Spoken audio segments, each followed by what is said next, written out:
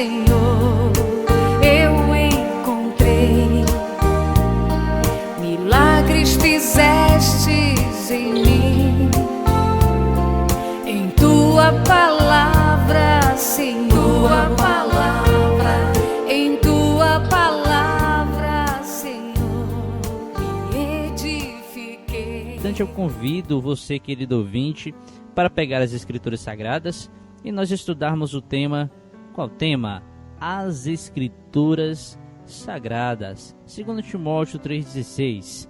Toda Escritura, divinamente inspirada, é proveitosa para ensinar, para redarguir, para corrigir, para instruir em justiça, para que o homem de Deus seja perfeito e perfeitamente instruído para toda a boa obra. Graças a Deus. Então hoje, Cooperador Giliardi, nós estaremos iniciando uma série de estudos abordando os pontos de fé da Igreja de Deus. Estaremos apresentando aqui o que cremos de uma forma muito resumida. Então hoje nós estaremos trazendo o primeiro ponto de fé, as Sagradas Escrituras. E como bem foi lido, diz que as Escrituras divinamente inspiradas é proveitosa para ensinar, para redarguir, para corrigir, para instruir em justiça, para que o homem de Deus seja perfeito e perfeitamente instruído para toda boa obra. Então, baseado no texto que eu acabo de ler, ou nós acabamos de ler, podemos responder a pergunta inicial. As Escrituras têm uma importância na fé nossa?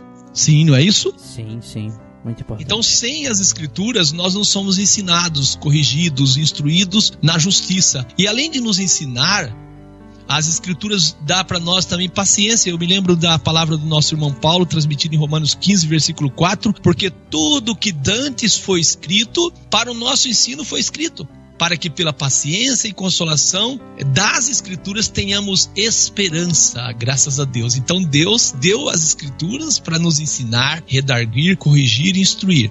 Toda Escritura divinamente inspirada é proveitosa para ensinar. Ensinar é transmitir conhecimento a alguém, não é isso, Cooperador Giliardi? Sim, amém.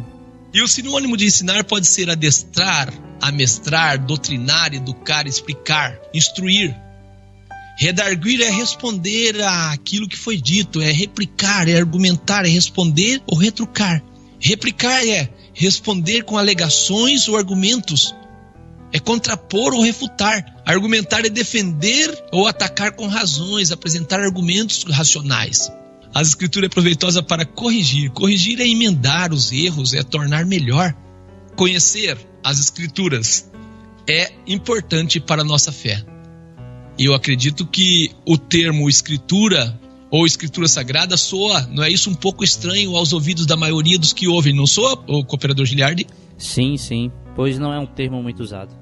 E é comum referir as Escrituras usando simplesmente qual termo? A Bíblia. Muita gente diz a Bíblia. Eu não sou, quero dizer, contra o uso desse termo a Bíblia, porém dentro das Escrituras não encontramos esta expressão a Bíblia, encontramos? Não encontramos. Por quê? Porque a palavra Bíblia é derivada de uma palavra grega, que significa simplesmente coleção de livros. Bíblia quer dizer coleção de livros.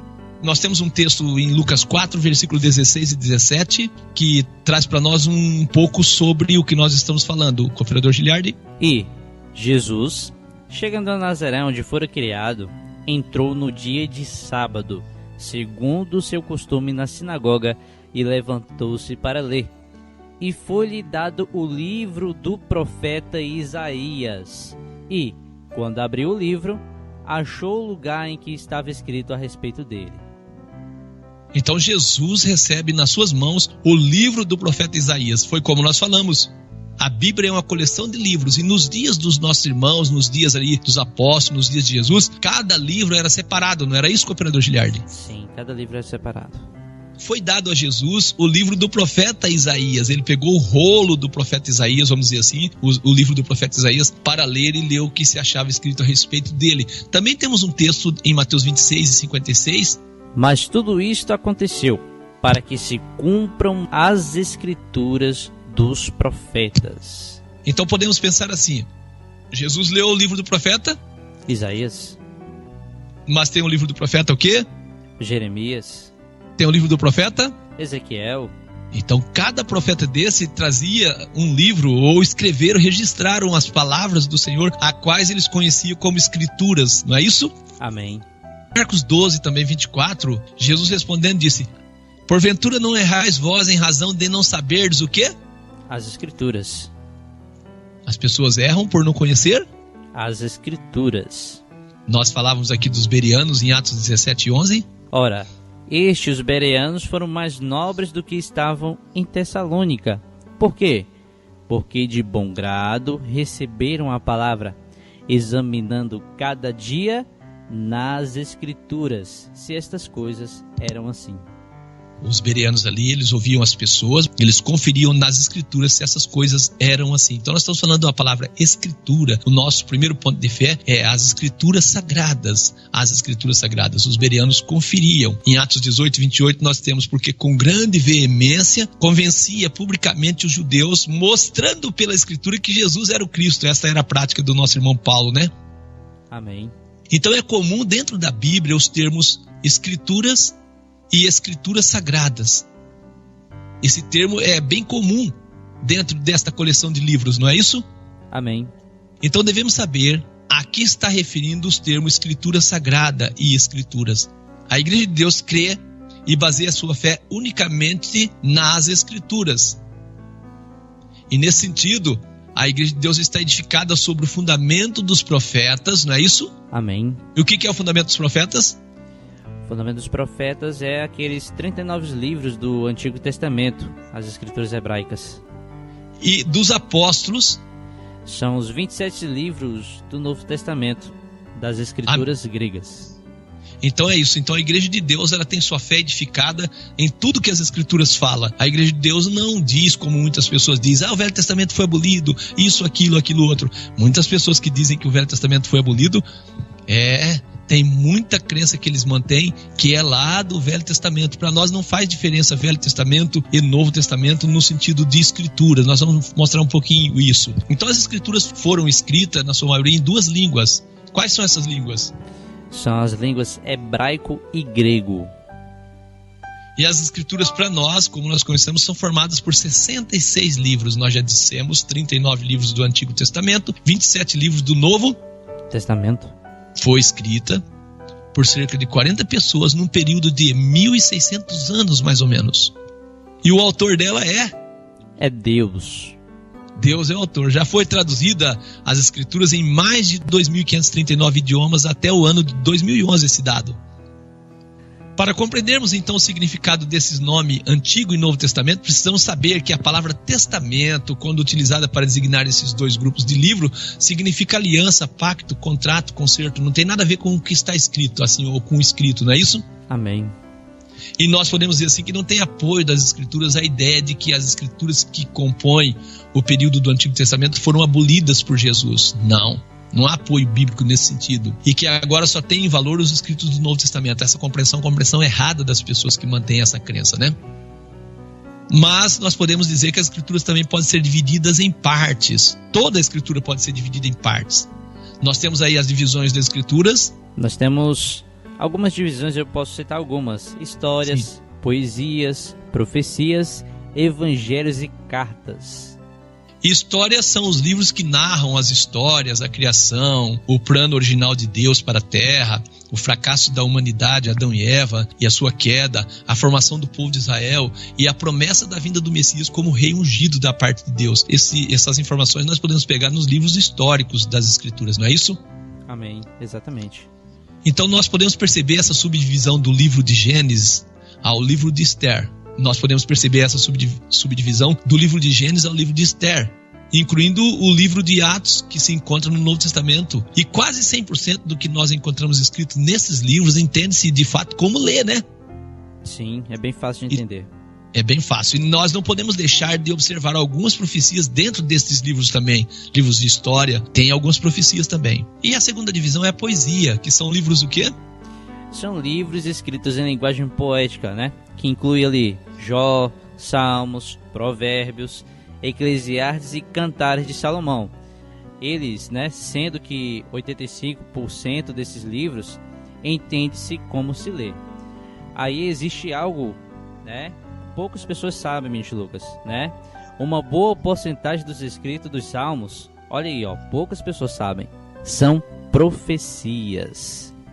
É isso. Muita gente lê os Salmos e acha que os Salmos são livros poéticos, né? Não, são profecias. E muitas delas profecias messiânicas, não é isso? Isso é verdade. Profecias que ainda irão se cumprir, profecias que virão para o nosso tempo, profecias cumpridas já, não é isso? Sim, amém. É isso. Então nós temos a terceira divisão, que é as profecias.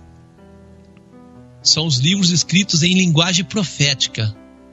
Nós podemos citar aqui o livro do profeta Isaías, indo até Malaquias, incluindo o livro do Apocalipse no Novo Testamento. Os dois principais livros de profecias é Daniel e Apocalipse. Então esses livros são livros proféticos. Cremos que a profecia foi escrita por homens santos, inspirados pelo Espírito Santo do nosso Deus, como o nosso irmão Pedro registrou em 2 Pedro 1, 19 ao 21. Ele manda nós ficarmos firmes na palavra de quem? Ele disse a gente ficar firme nas palavras dos profetas, a qual bem fazeis em estar atentos, né? Verso 19, como a luz que alumia em lugar escuro até que o dia amanheça e a estrela da alva apareça em vossos corações. Graças a Deus. Sabendo primeiramente isso, que nenhuma profecia da Escritura é de particular interpretação. É aqui que muita gente erra, não é? Sim. Por quê? Porque a profecia nunca foi produzida por vontade de homem algum, mas os homens santos de Deus falaram inspirados pelo Espírito Santo. Amém? Já encontrei pessoas dizendo assim, a Bíblia foi escrita por homens. E de fato foi escrito por homens. Homens o quê? Inspirados. Homens santos? Sim. Homens inspirados pelo Espírito do próprio Deus. E a prova disso é que as Escrituras não é um livro bajulador. Ela é bajulador? Não, de maneira Ela é bajuladora dos homens? Não. Ela mostra o erro.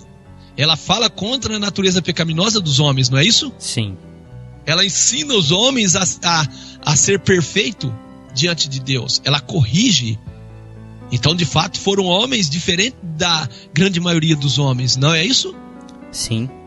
Eu acho interessante notar que dos livros proféticos, 95% do que está escrito não entende como ler. Verdade. Os livros proféticos, ele exige de nós um conhecimento das Escrituras para que ele seja interpretado de forma correta. E aí faz sentido as palavras de Jesus que diz, errais em não conhecer o quê? As Escrituras e nem o poder de Deus. Por que erram? Porque não conhecem as Escrituras. Nos dias de Jesus, quando Jesus veio, a nação de Israel recusou ele como Messias por não conhecer o quê? As Escrituras. Então nós somos convidados a buscar nas Escrituras, a conhecer as Escrituras para não errarmos e não sermos enganados.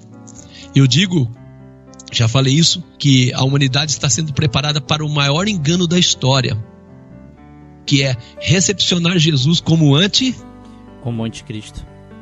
Aí muita gente, não, como que não se você espera Jesus para ser levado para o céu e ele não vem para te levar para o céu? Então quando ele voltar e implantar o governo dele aqui na terra, a humanidade vai para cima dele, vai enfrentar ele. E está escrito isso no Apocalipse, que os reis da terra e os seus exércitos lutarão contra o Cordeiro, não está escrito? Sim, está escrito. Então, infelizmente, eu quero dizer para você que está nos ouvindo, fique atento às Escrituras para você não ser enganado. O povo de Israel, eles tinham e almejavam pela vinda do Messias, pelo nascimento do Messias, mas quando o Messias veio, eles não aceitaram ele como Messias por falta de conhecimento das Escrituras e das profecias.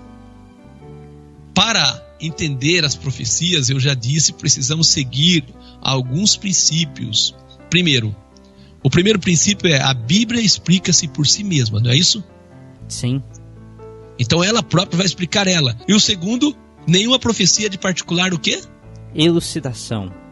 Não adianta eu querer fazer, eu achar que é, né? E o terceiro ponto é a linguagem dos livros proféticos, Daniel e Apocalipse, é simbólica. É simbólica, então nós temos que procurar dentro das próprias Escrituras o sentido para a interpretação dela.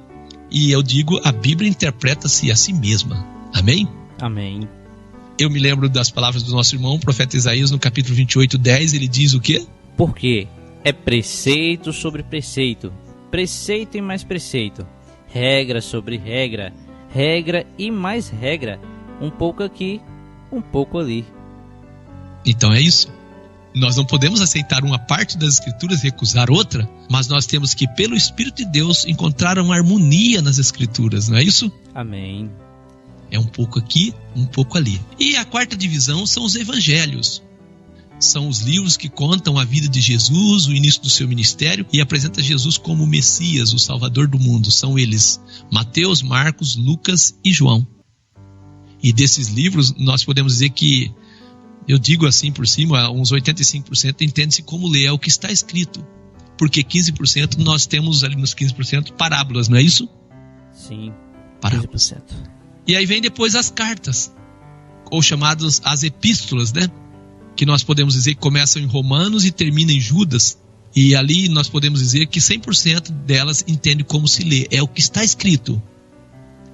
Não é outra coisa, é o que está escrito. Nós cremos que nas Escrituras Sagradas temos toda a orientação de fé, cujos ensinos contêm a completa revelação do plano da salvação e a vontade de Deus para os homens, para com o homem. Amém?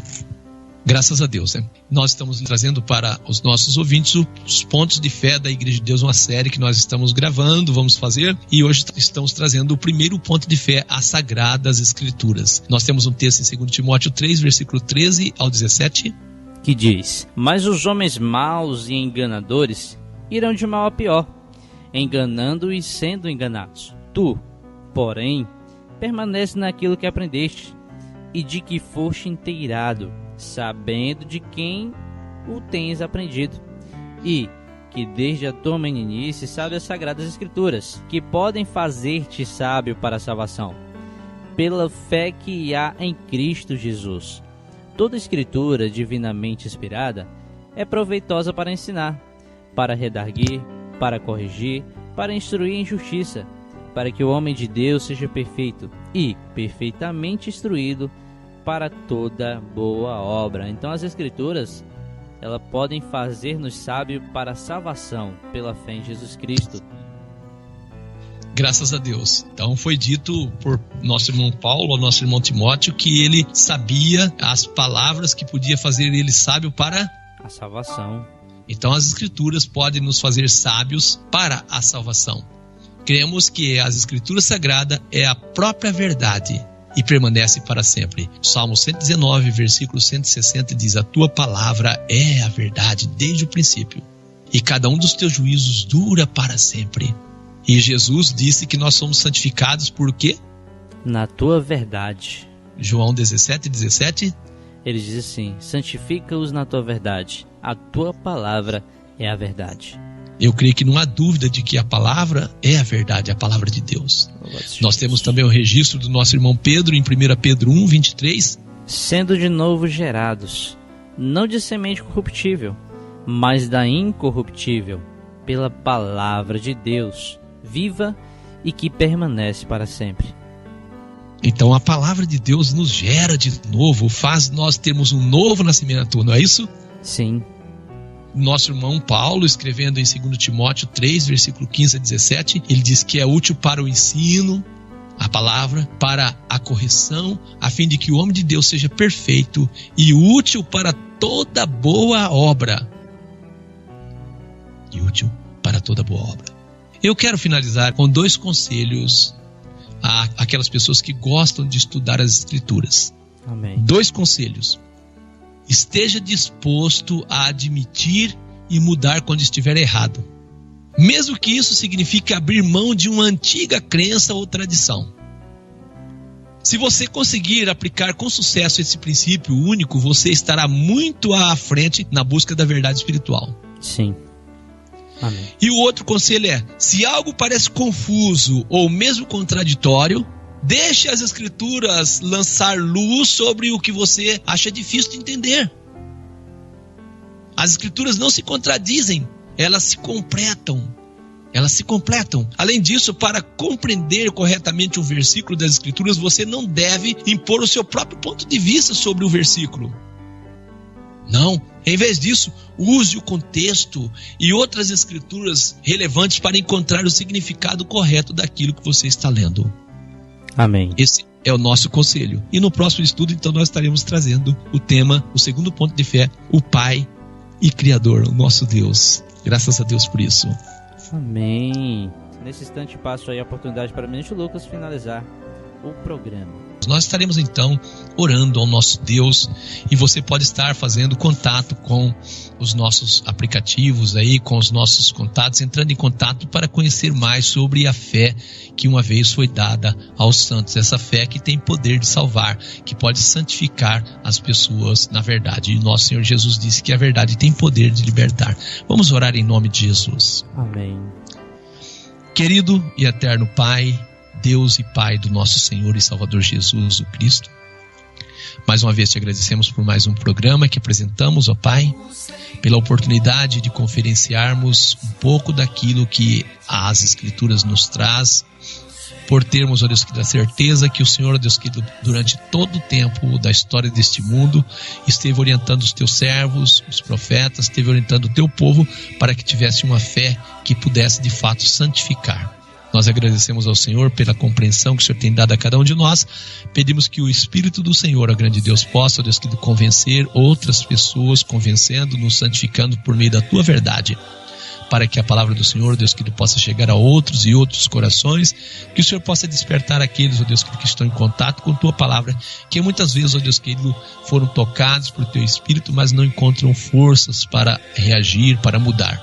Dê graça, auxilia, de meios e condições para que as pessoas possam, Deus querido, por meio do teu Espírito, aceitarem a verdade da tua palavra.